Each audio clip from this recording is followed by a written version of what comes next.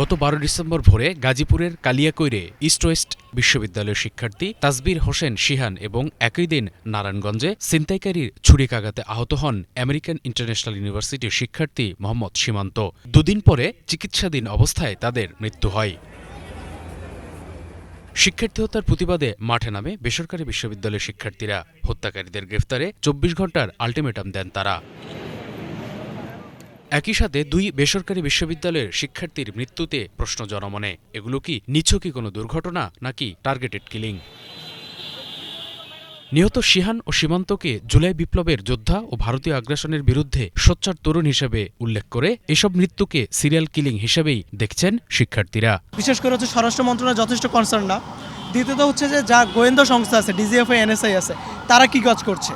আমরা বিগত বছরে দেখছি যে তারা বিভিন্ন জায়গায় অনেক দিন আগে থেকে তারা ইনফরমেশন পেয়ে যেত যে ওখানে জঙ্গি হবে, ওখানে জঙ্গিরা আছে, তারা সেখানে গিয়ে পুরা ফোর্স নিয়ে গিয়ে অ্যাটাক করতো, তাদেরকে ধরতো।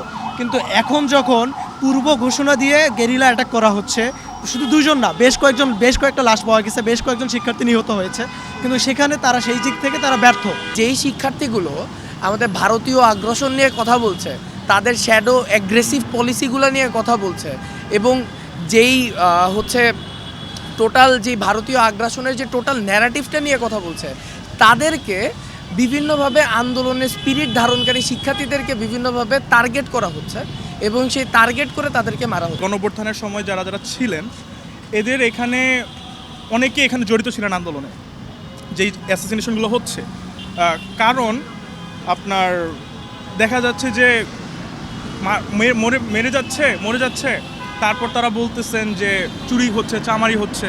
বাট এদের সবাই প্রাইভেট ইউনিভার্সিটির স্টুডেন্ট, এরা সবাই আন্দোলনের সাথে জড়িত ছিল, এরা সবাই শিক্ষার্থী। সো এই তিনটা কমন গ্রাউন্ডের থ্রুতে we have come to our conclusion, to our understanding যে এটা টার্গেটেড অ্যাসাসিনেশন ছিল। এলাকায় কারোর সাথে কোনো দ্বন্দ্ব ছিল না, পরিচয় ছিল মেধাবী শিক্ষার্থী হিসেবে। তাই এমন অপমৃত্যু মানতে পারছে না তাদের পরিবার। দাবি অধিকতর তদন্তের। হত্যাকারীরা চলে গেল, চলে যাওয়ার পরে ওদেরকে কেউ রিস্কিউ করলো না। ফাঁড়িতে যাওয়ার পরে এরা বলল, আমি শুনতে পাইলাম যে এটা নাকি হাইওয়ে পুলিশের দায়িত্ব। হাইওয়ে পুলিশে বলছে এটা ফাঁড়ির দায়িত্ব। এই ধরনের সিচুয়েশনে আমার ছেলে এই অবস্থায় রাস্তায় পড়ে থাকলো। আমার আর বলার কি আছে, আপনারা এটা তদন্ত করে দেখতে পারেন। আমার ছেলের এইভাবে মৃত্যু হবে আর সবাই তাকায় তাকায় দেখবে, কেউ আসবে না তার ইসের জন্য, সহায়তার জন্য। আমি এটা মানতে পারি না। আমি শুয়ে গেছি নামাজ পড়া, ফজর নামাজ পড়া, তো আমি শুয়ে গেছি গা। 10 মিনিটের মধ্যে একটা কল আসছে, অপরিচিত কল।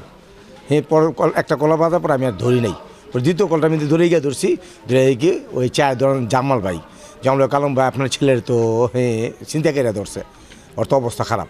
এই বছর দূরে গিয়ে দেখি আমার ছেলে মাটির নিচে পড়ে রয়েছে, কোকড়াইতেছে। দাবি আমি চাই আমার ছেলের যারা এই পরিণতি করছে, ওদের যে আসামিদের মৃত্যুদণ্ড, ফাঁসি চাই। যারা মারছে তাদের জন্য সর্বোচ্চ মৃত্যুদণ্ড দেওয়া হয়, এটাই আকুল আবেদন, আমার আর কিছু বলার নেই। মঙ্গলবার মোবাইল ফোনের সূত্র ধরে গাজীপুরের কালিয়াকৈরে তাসবির হোসেন শিহানকে হত্যার ঘটনায় জড়িত 6 জনকে গ্রেফতার করেছে পুলিশ। Banglavision news desk.